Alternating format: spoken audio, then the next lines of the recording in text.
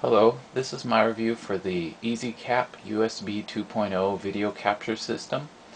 This is essentially a video capture solution for people who are too cheap to buy a proper video capture card for their PC. Now it sells for about $20 depending on where you buy it, and it is amazingly not crap. Inside the package you'll find, of course, a driver CD that contains the drivers necessary for running the program, as well as the ULEAD video editing software and video capture software. You'll find instructions which essentially guide you through the installation process. After that, you're sort of on your own. And of course, the adapter, and a nice little touch, a USB extension cord in case your adapter doesn't fit in the USB slot.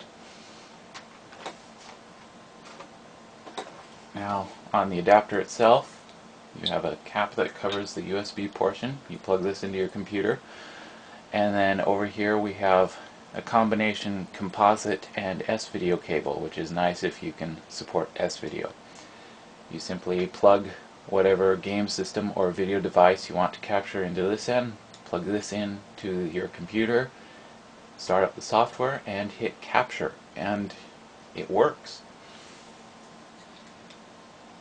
Now the system requirements for the EasyCap are suspiciously low. If you look at the back of the package, it has, I believe, a Pentium 3 listed, and pretty low.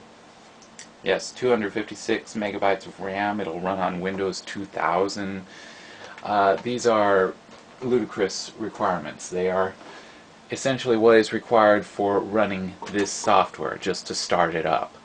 If you are looking to capture video, that's not what you want. Here are my system specs. Now at this, I can capture 320 by 240 resolution video very well. If I try and go up to 640, 480, it starts lagging really bad, and it is not suitable for that. And just forget about 720 by 480.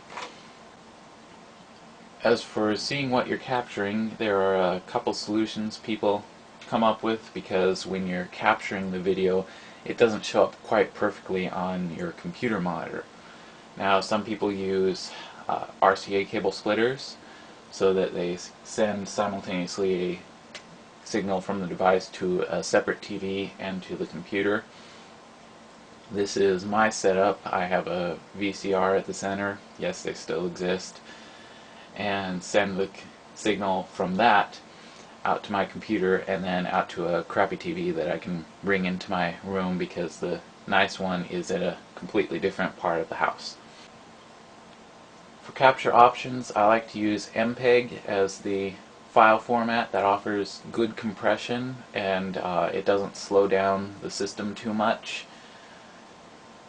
If you go into the options button, which you definitely want to do, you don't want to leave the settings up to ULEAD, then you have a couple different options. You have this under the source tab, your video and audio options. You want to make sure these are set to what you have. If you're going on composite cables, you select composite, S-video if you use that, and obviously the same for the rest, NTSC versus PAL, and USB versus your internal audio card.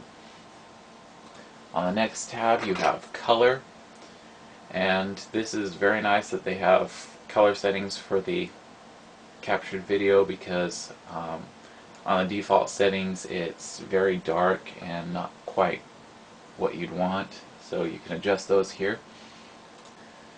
And then here you have the capture settings. Like I said, I go to 320 by 240, 100% quality of course. And if you click on the advanced tab, then you can go into the detailed settings, which you definitely want to do. These are my settings, and One of the drawbacks to the ULEAD software is that it has a tendency to reset these every time you start up the program. So when you start it, you have to go back in and readjust them. It's a little bit of a pain, but really just about the only drawback to the software. As for the device itself,